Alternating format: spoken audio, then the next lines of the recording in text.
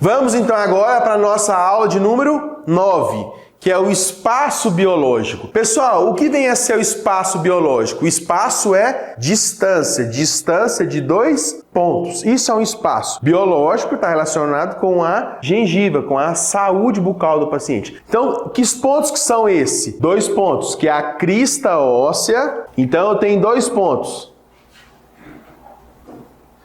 Eu tenho aqui a crista óssea e aqui eu tenho a gengiva livre. Então, o meu espaço biológico é a distância da gengiva livre até na minha crista óssea. Isso é espaço biológico. Distância de 2 pontos. Que pontos? Gengiva livre até na crista óssea. Qual que é a vantagem do espaço biológico? Principalmente proteção. Então, se você invade o espaço biológico, a chance de ter uma inflamação é muito grande. Você fez uma faceta, essa faceta invadiu o espaço biológico, vai ter complicação. Isso é fato. Por isso que é importante você ter esse cuidado, tá? De preservar o espaço biológico, nunca invadi-lo para não ter problema.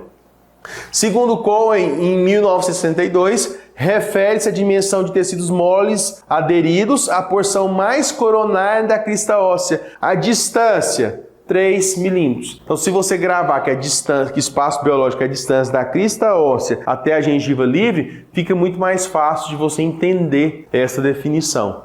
Qual que é a função? Ela serve de barreira protetora para o ligamento periodontal e para o osso de suporte. Então, a função principal do espaço biológico é o quê? Proteção.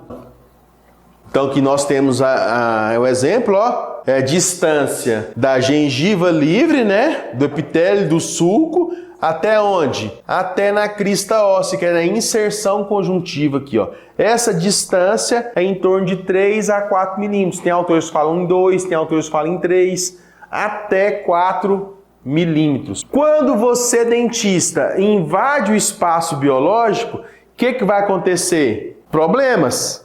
Esses problemas têm uma causa. Qual que foi a causa? Preparo protético, você criou um degrau ali, vai acumular bactéria, uma cárie na região do espaço biológico, fraturas, iatrogenias, materiais restauradores e aparelhos ortodônticos. Isso aí vai violar o espaço biológico e vai responder com um quadro de inflamação.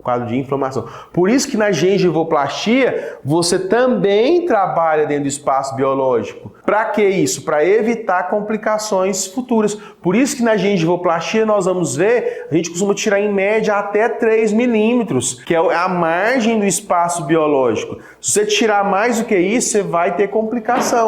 Principalmente o que? Recidiva, inflamação e assim por diante, tá? Então, para alguns autores é 2 milímetros, para outros 3 e para outros 4 milímetros. A média sempre é o que? 3 milímetros. Então, é a distância da gengiva livre até na crista óssea. Viu tanto que é simples de gravar isso?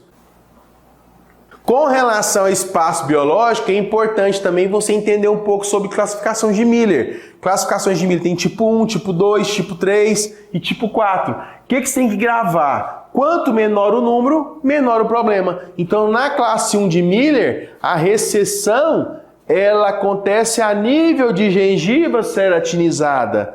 É mais fácil de corrigir.